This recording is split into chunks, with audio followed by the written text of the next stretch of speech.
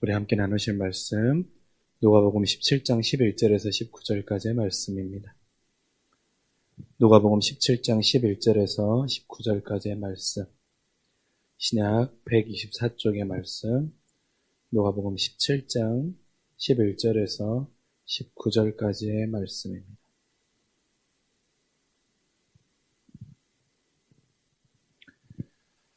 이 말씀 한 절씩 교독으로 읽도록 하겠습니다. 예수께서 예루살렘으로 가실 때 사마리아와 갈릴리 사이로 지나가시다가 한 마을에 들어가시니 나병 환자 10명이 예수를 만나 멀리 서서 소리를 높여 이르되 예수 선생님이여 우리를 불쌍히 여기소서 하거늘 보시고 이르시되 가서 제사장들에게 너희 몸을 보이라 하셨더니 그들이 가다가 깨끗함을 받은지라. 그 중에 한 사람이 자기가 나은 것을 보고 큰 소리로 하나님께 영광을 돌리며 돌아와 예수의 발 아래 엎드려 감사하니 그는 사마리아 사람이라. 예수께서 대답하여 이르시되 10사람이 다 깨끗함을 받지 아니하였느냐? 그 9은 어디 있느냐? 이 이방인 외에는 하나님께 영광을 돌리러 온 자가 없느냐 하시고 함께 읽읍시다. 그에게 이르시되 일어나 가라 내 믿음이 너를 구원하였느니라 하시니라. 아멘. 여러분, 우리 오늘 함께 읽은 이 말씀을 보면 어떻습니까? 오늘 말씀 11절에 시작하듯이 예수님께서 예루살렘으로 가시다가 사마리아와 갈릴리 사이에서 나병 환자 10명을 만나고 계십니다. 근데 여러분, 그곳은 바로 말씀에 나와 있는 것처럼 사마리아와 갈릴리 사이인 것이지요. 갈릴리 지역은 주로 유다 지역에 속한 땅이고, 사마리아 지역은 어떻습니까? 멸시받았던 땅이고, 조롱받았던 땅입니다. 그런데 갈릴리 지역과 사마리아 지역이 어떻습니까? 사는 사람들이 서로 충돌하면서 또한 한쪽에서는 우월의식으로, 한쪽에서는 패배의식으로, 한쪽으로는 피해의식으로, 한쪽에서는 그 사람들에 대해 경멸하는 마음으로 살아가고 있었습니다. 그러니까 오늘 주님이 서 있는 자리는 어떤 자리입니까? 나병 환자 10명을 만나신 그 자리가 어떻게 보면 지금 우리가 살아가고 있는 우리의 자리의 모습과 비슷한 모습인 것이지요. 극우, 극좌로 나누어져서 서로에 대해서 비난하고 서로에 대해서 용납하지 못하고 있는 지금의 시대의 모습의 자리가 어떻게 보면 지금의 모습이라고 할 수 있을 것이고, 또한 어떻습니까? 다름을 인정하지 아니하고 틀림만을 찾고 있는 지금의 시대를 살아가고 있는 그 모습의 자리가 어떻게 보면 오늘 말씀 가운데 말하고 있는 그 자리일 수도 있을 것입니다. 또한 이것을 내 스스로에게 적용하면 어떻습니까? 내 스스로에게 적용해보면 내 안에서도 사마리아와 갈릴리 사이에 있는 그 자리에 서 있는 나의 모습이 있을 것입니다. 관용과 사랑과 또한 예수님이 우리에게 보이셨던 감사와 은혜의 자리가 아니라 내 안에도 여전히 미움의 자리, 불만의 자리, 원망의 자리, 되갚아주고 싶은 자리, 그 두 마음의 갈라진 사이에 있는 것이죠. 그런 어떻습니까? 우리가 오늘 말씀을 통해서도 알 수 있다시피 갈라진 자리, 또한 서로에게 반목하는 자리, 또한 내 안에 가지고 있는 미움과 패배의식과 상처의 자리에 우리 주님이 들어오실 때 그 자리 안에서는 회복이 필요한 자와 치료가 필요한 자가 회복되고 치료되고 치유되는 역사가 일어남을 우리는 오늘 말씀 가운데도 알 수 있습니다. 그렇게 어떻습니까? 여러분, 우리가 오늘 이 밤 기도할 때 먼저는 내 안에 내 안에 갈라진 자리가 있다면 그 자리에 주님이 들어오셔서 회복하시고 치유해 주시는 역사를 일으켜 주시고, 또한 이 민족과 또한 이 사회 안에 갈라져 있고 반목이 깊은 이 사이에 우리 주님께서 평화의 왕이 되시고 회복의 왕이 되시고 또한 하나케 하시는 하나님의 놀라운 사랑이 이 나라와 이 민족과 우리 안에 일어날 수 있게 해달라고 함께 기도할 수 있는 우리의 마음들이 될 수 있기를 간절히 원합니다. 그런데 여러분, 오늘 말씀 12절에 들어가서 보면 뭐라고 말합니까? 주님이 나병 환자를 만나죠. 근데 나병 환자 10명이 예수님을 만나서 멀리 서서 그 예수님을 부르고 있는 것을 우리가 잘 알 수 있습니다. 그래서 예수 선생님이여 자기를 불쌍히 여겨달라고 말하고 있습니다. 예수 선생님이여 자기를 불쌍히 여겨달라는 거예요. 여러분, 그들이 예수님께 가까이 갈 수 없는 것은 당연한 것이죠. 당시에 너무나도 금기 아닙니까? 그러니까 멀리 서서 예수님을 부를 수밖에 없었던 것입니다. 되리어 그들이 마을에 들어갈 일이라도 생기면 우리가 잘 알다시피 스스로 나는 부정한 자다, 불결한 자다, 부정한 자다라고 스스로 그렇게 외쳐야 했던 것입니다. 그렇게 그들과 주님 사이의 거리는 어떻습니까? 그들이 삶에서 겪어야 할 슬픔과 아픔의 거리였던 것이지요. 그 슬픔이 담긴 목소리를 주님이 부를 때 주님의 그 목소리 안에는 한이 서려 있었고, 간절함으로 주님 우리를 불쌍히 여겨 주십시오, 우리를 회복해 주십시오, 우리를 치유해 주십시오 라고 하는 마음이 있었겠지만, 그 외침은 정말 다른 사람들이 주님 우리를 불쌍히 여겨달라고 하는 그 외침과는 다를 것입니다. 유독 마가복음에는 그런 자들의 이야기가 많이 나오지요. 회당장 야이로 이야기, 또한 나병 환자 이야기, 여리고의 맹인의 이야기, 그들이 예수님께 나를 불쌍히 여겨달라고 외치는 그 외침에는 정말 다른 사람과는 비교할 수 없는 아픔일 것입니다. 그가 나병이 걸리고 싶어서 걸린 것도 아니고 누구의 죄 때문도 아니지만 그는 당시에 하나님께 벌을 받았다라고 하는 그 안에 가지고 있는 스스로의 죄책감, 또한 스스로의 하나님 앞에 벌 받았다고 하는 저주받은 인생이라고 하는 그 안에 어려움이 있었죠. 그런 어떻습니까? 그런 어려움과 그런 저주받은 인생이라고 할지라도 불쌍히 여겨달라고 하는 부를 수 있는 그 대상이 있을 때, 그 주님이 그 불쌍히 여겨달라고 하는 외침과 기도를 들을 수 있는 그 대상이 될 때, 우리 안에는 정말 우리가 그 대상이 다른 것이 아니고 우리 주님이 될 수 있음이 우리 인생, 우리가 오늘 또 말씀 가운데 만나는 도전이 되는 것이죠. 나의 아픔과 나의 한숨과 불쌍히 여겨달라고 하는 대상이 세상의 명예가 아니고 우리 주님이 될 수 있음이 우리 오늘 또 만나게 되는 믿음의 도전입니다. 제가 이번 주 월요일 날 저희 동기 목사를 잠깐 만나러 춘천에 다녀왔습니다.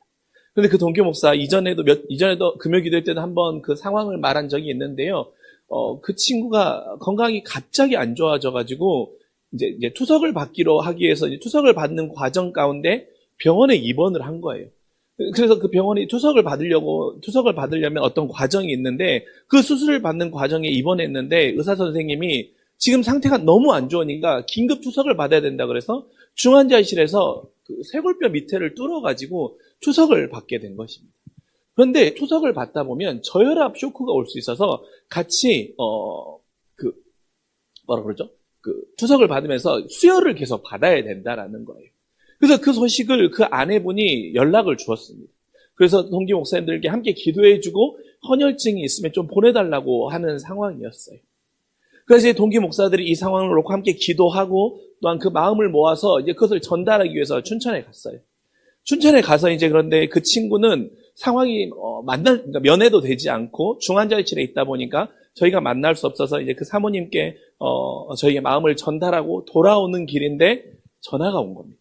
전화가 왔는데 와서 얼굴도 못 보고 가서 미안하다라고 말하면서, 그런데 그 친구가 예전에도 말했지만 자기가 하나님을 원망하지 않았으면 좋겠다라고 말했었는데 전화하면서 또 그런 말을 하는 거예요. 뭐라고 말하냐면, 야 승재야, 내가 옛날에는 성도님들과 말씀을 나눌 때 나를 불쌍히 여겨달라는 말이 그냥 말이었는데 내가 지금 이런 상황에 처해 보니까 정말 나를 불쌍히 여겨달라는 말이 내가 뭔지 너무나도 절감한다, 너무나도 실감한다라고 하는 거예요. 그러면서 그 친구가 뒤에 붙이는 말이 참 저에게는 깊은 울림이 다가왔습니다. 근데 있잖아, 이런 상황이 되고 나니까 내가 예수님과 더 가까워지는 거야. 내가 예수님 말고는 의지할 분이 없으니까 예수님과 내 삶이, 예수님과 나의 모든 것이 더 가까워진 것을 느끼는, 내가 그걸 정말 체험하는데 이 상황 가운데 그게 은혜가 되더라라고 말하면서 이제 기도해달라고 하는 그런 이야기를 전화로 나누었습니다. 여러분, 오늘 말씀에 나와 있는 이 상황도 마찬가지고 우리가 우리의 상황 가운데 불쌍히 여겨달라고 찾을 수 있는 대상이 우리 주님임이 참 감사입니다. 그런데 여러분 어떻습니까? 주님께서 이제 그들을 부르셔서 14절에 제사장들에게 가서 너희의 몸을 보이라고 하죠. 그래서 어떻게 합니까? 그들이 가다가 깨끗함을 받게 됩니다. 여러분, 주님이 그들에게 보시고 그들에게 말씀하셨던 건 너희의 몸을 가서 제사장에게 보이라고 한 것밖에 없어요. 그런데 어떻습니까? 그들은 가다가 깨끗함을 받은 것이지요. 우리가 여러분 오늘 이 말씀에서도 여기서도 찾을 수 있듯이 어떻습니까? 주님이 어떤 명령도, 어떤 반문도, 없이 즉시 순종하며 그들이 그냥 주님의 그 말씀에 순종해서 길을 가다가 그들이 회복된 거 아닙니까? 여러분, 주님에 대한 분명한 확신이 있는 사람은 주님이 어떤 도전에도 토를 달거나 의심하지 않고 순종하는 것이죠.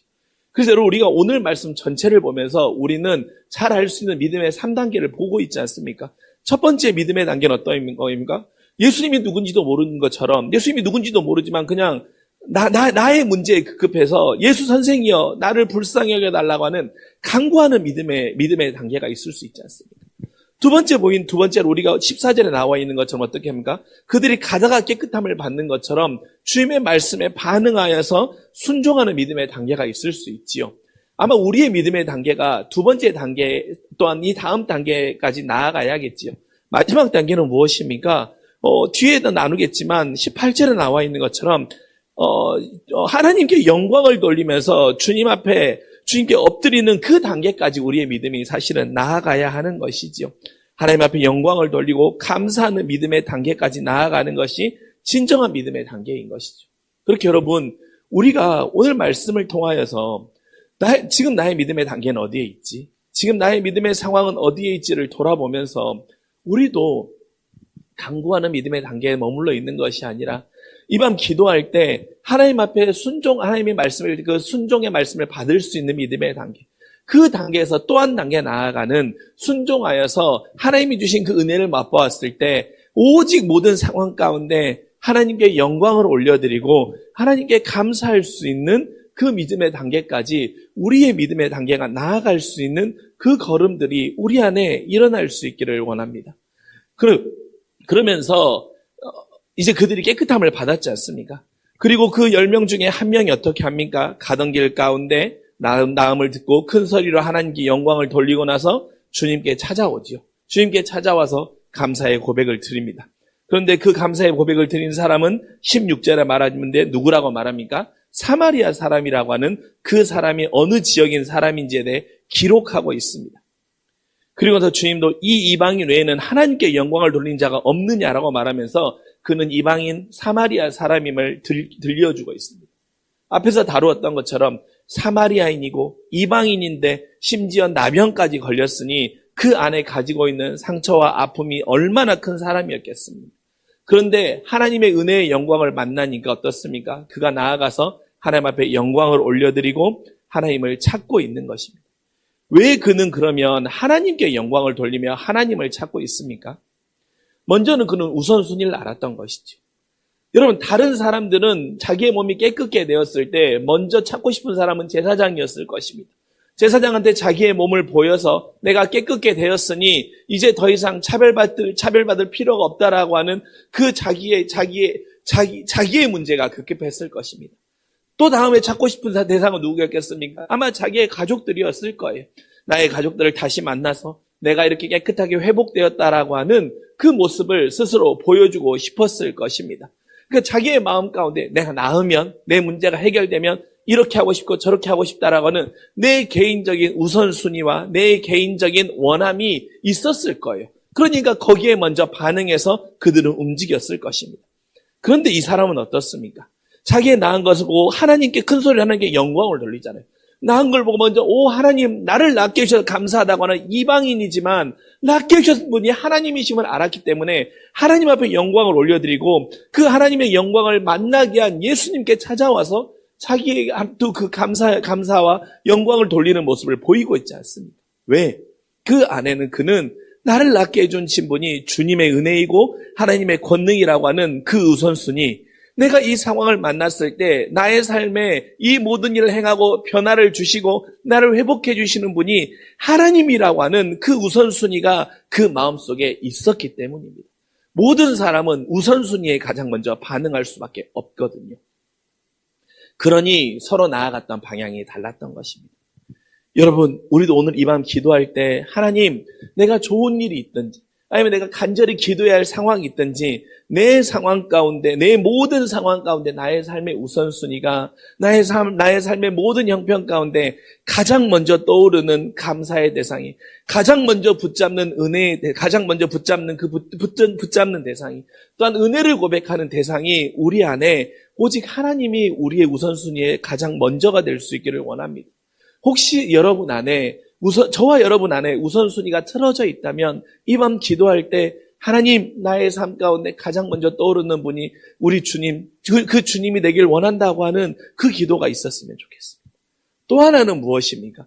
그는 세상의 풍요보다는, 세상의 증표보다는 하늘의 증표가 더 소중했기 때문에 그는 주님을 찾아왔던 것 아니겠습니까?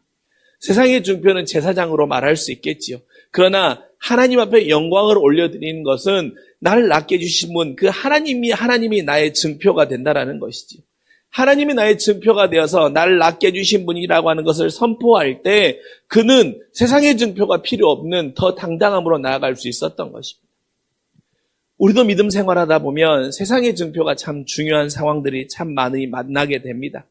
그리고 매주를 살아가다 보면서 기도할 때나 또한 삶에서 만나는 모든 상황 가운데 세상의 증표를 붙잡는 일에 우리의 마음이 많이 빼앗기는 상황들을 만나게 됩니다. 그러나 여러분, 오늘의 말씀처럼 우리가 하늘의 증표를 더 소중히 여기며 어려움 상황 앞에서도 그 응답의 결과물이 세상의 증표가 아니라 하늘의 증표를 우리의 응답으로 붙잡고 살아가는, 또한 그것이 우리의 삶 가운데 유일한 우리의 감사의 고백이며 영광의 고백이 되는 하늘의 증표를 더 귀히 여길 수 있는 우리의 마음이 바로 설 수 있기를 원합니다. 주님은 그러면서 우리가 잘 알다시피 19절의 말씀에 뭐라고 말합니까? 내 믿음이 너를 구원하였느니라 라고 말씀하고 계십니다. 여러분, 주님이 그에게 왜 너의 믿음이 그를 구원하였느니라 라고 말하시는 것입니까? 그것은 그들의 현실과 상황이 바로 믿음이기 때문입니다. 그들에게는 믿음 외에는 해결과 돌파할 길이 없었습니다. 여러분, 누가 나병을 낫게 해줄 수 있습니까? 누가 나병에 걸린 자를 환대할 수 있습니까? 누가 나병에 걸린 자를 긍휼함으로 여길 수 있었습니까? 없었습니다. 그 인생에 나병과 같이 나을 수 없고 저주받은 인생으로 살아가는 그 저주받은 인생이 해결될 수 있는 그 해결의 돌파구는 오직 그가 영광을 올려드린 예수 그리스도밖에 그 믿음의 해결의 돌파구가 없었기 때문입니다. 우리 인생도 마찬가지 아닙니까? 우리 인생 가운데 예수 그리스도께서 십자가로 구원해 주시지 않았으면 우리 인생 가운데에는 구원의 역사의 해결받을 수 있는 구원받은 자로서 하나님의 자녀가 될 수 있는 해결의 돌파구는 전혀 없었습니다. 우리가 주님을 붙잡는 그 믿음, 우리가 주님을 신뢰하는 그 믿음만이 그들의 인생과 우리의 인생 가운데 유일한 믿음의 해결의 돌파구가 되는 것입니다. 그래서 주님께 소리질러 주님의 시선을 끊는 것밖에 해결의 방법이 없었고 그 간절함으로 주님이 나타났을 때 불쌍히 여겨달라고 말했던 것입니다. 그들의 연약함의 문제들과 현실들이 믿음의 깊이와 비례하기 때문입니다. 그렇게 어떻습니까? 우리도 우리의 연약함들이 결국 그리스도를 만나게 하는 구원의 은총을 누리게 하는 도구가 되는 것이고 우리의 현실과 상황에서 결국에는 믿음이 우리를 돌파하게 하는 힘이 됨을 우리는 또 만나게 되는 것입니다. 그래서 연약함은 우리의 좋은 도구가 된다라고 하는 것을 우리는 말씀을 통해서 다시 한번 만나게 되고 다시 한번 세우게 되는 것이지요. 나의 연약함, 나의 상황의 현실의 문제들, 아마 저와 여러분 모두 나병 환자와 같은 상황일 것입니다. 그때 여러분, 우리에게는 믿음 외에는 이것을 해결할 수 있는 돌파구가 없습니다.